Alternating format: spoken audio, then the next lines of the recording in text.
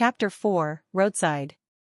More than one of the emergency medical technicians that arrived at the scene of the accident thought, "This is unusual for a Tuesday evening.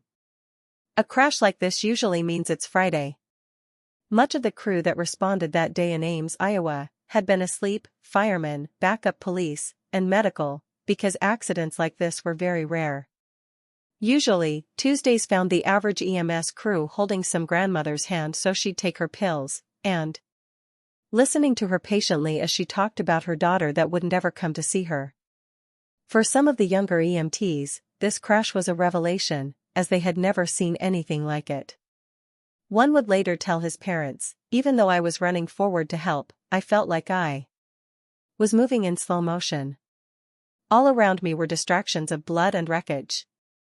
Chael Lambert put on his high-visibility vest as firefighters worked to stabilize the vehicles, and police cordoned off the area. A paramedic of 15 years, he exited the ambulance in this high-tension situation very smoothly, as though he were getting a quick lunch. An EMT rushed up to him and began speaking in a hurried voice, as Chael walked quickly towards the scene. Chael's partner, John Meady, quickly caught up with him. "We have 2 females, both girls, and a male, driver of the truck. The girls were in the car, and one was thrown from the vehicle and run over. That's why there is a second car. The driver stopped after accidentally running over the girl. Luckily, there was no other traffic for miles at the time," the EMT said.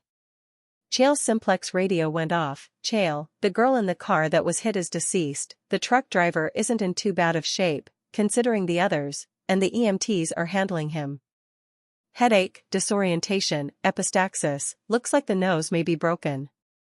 He has restricted airflow, so they may use a nasal trumpet on him. There is a girl in critical condition on the north side of the highway. We need to get her taken care of until the chopper gets here. ETA 5 minutes. "Affirmative," Chael said into the radio.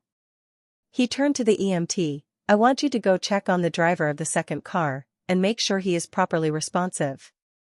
Also, see if you can find out if he knows where on her body that his car might have run over her." The EMT ran off and Chael and John broke into a run to the side of the highway. There, in the tall grass, just far enough off the highway to be hidden, was a young female who looked impossibly alive. "Miss, can you hear my voice?" John asked as Chael assessed her quickly by flashlight. Respiration in distress, and her cardiac function was spiraling out of control with tachycardia and arrhythmia. He put a respirator mask, bag valve type, to prevent hypoxia, on her as delicately as he could. Her face was terribly scratched and her nose broken, lying to the side. Also, 2 broken arms, of the humerus, ulna, and radius each were apparent despite the thick grass. Chael knew that the humerus does not break easily, so she must have had to bear over 300 pounds on each arm for them to break. They were contorted now, and on her left arm the humerus had broken through the skin. Her thighs were intact, but her lower legs were mangled.